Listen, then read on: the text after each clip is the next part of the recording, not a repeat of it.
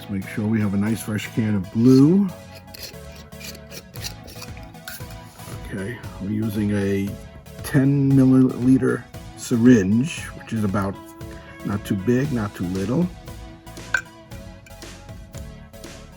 Fill as much as you need. Now you will have some air inside the needle probably. So you lift the tip up and just squeeze till the air is out.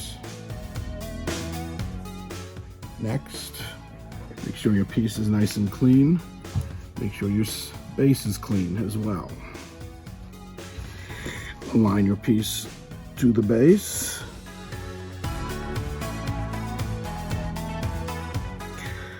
All right, now we tip the piece back a little bit and we aim the syringe at an angle and start to fill to the back side.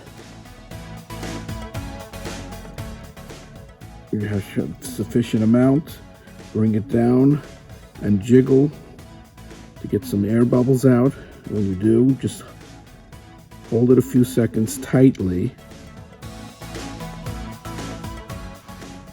Realign, and that should be set, and it should cure. Let's give it about an hour or so for curing.